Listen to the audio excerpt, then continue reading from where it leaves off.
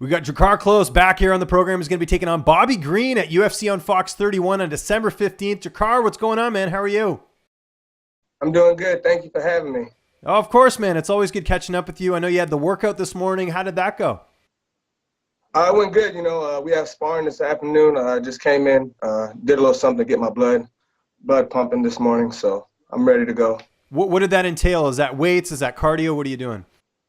I just did a 20-minute jog and then did some strength and conditioning with Iaquinta.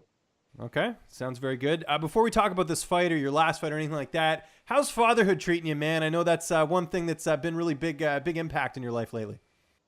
Man, it's amazing. It's changed me as a person. I used to, joke around, like play around a lot, and I have to grow up, a little bit, and it's just amazing. I get to bring them into the gym and just seeing them, grow each day. I don't know. It's crazy. It's a blessing. Yeah, they have a daycare at the gym, do they not? Yeah, they do. So it's awesome.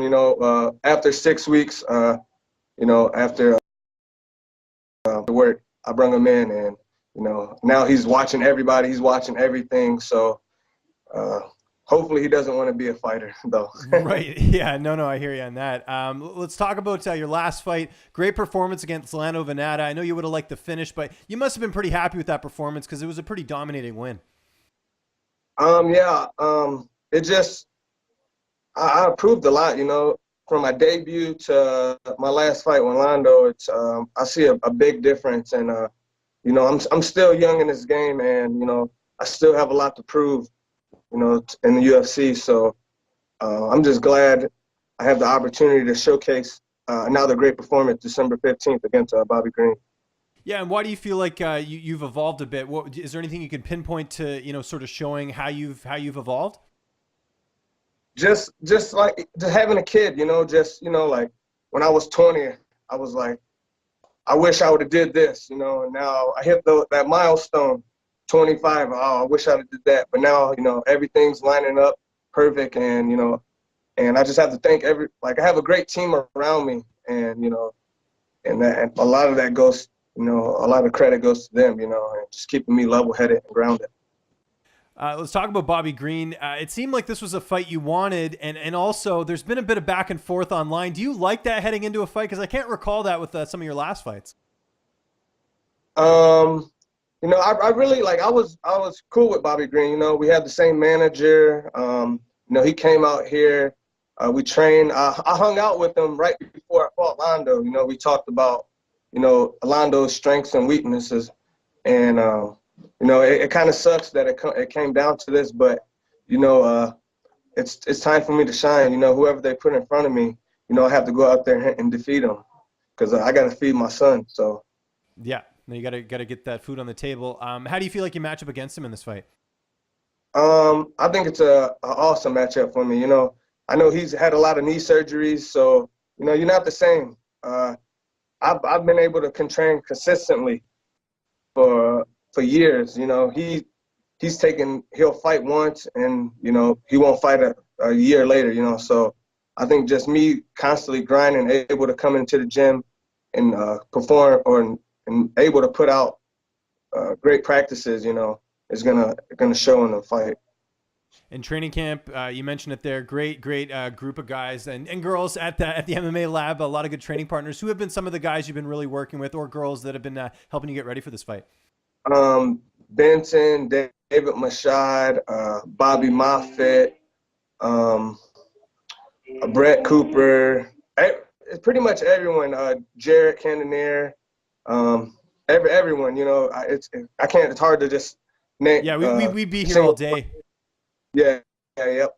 I'll throw another name at you here. Kyle Stewart. I know he sort of joined your gym recently. How much of an addition has he been? Because he was one of James Nakashima's former opponents, and now you guys have joined forces.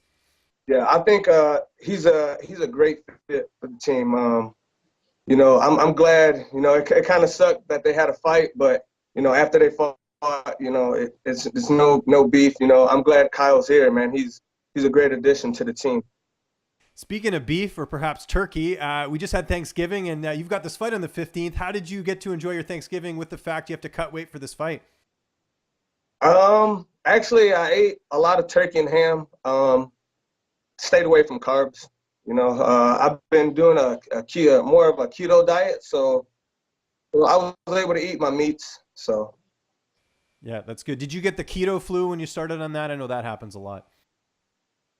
um, not really, because I did it last fight, so my body was kind of used to it. So, my weight's a lot lower, a lot more energy. I'm just ready to showcase this great performance I'm gonna do December 15th. And how do you see this fight playing out on the 15th? I actually believe I'm gonna finish Bobby.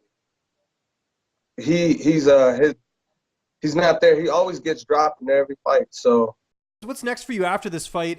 You have such a good record in the UFC. You're 9-1-1. That would put you at 10-1-1. What's sort of the plan after this?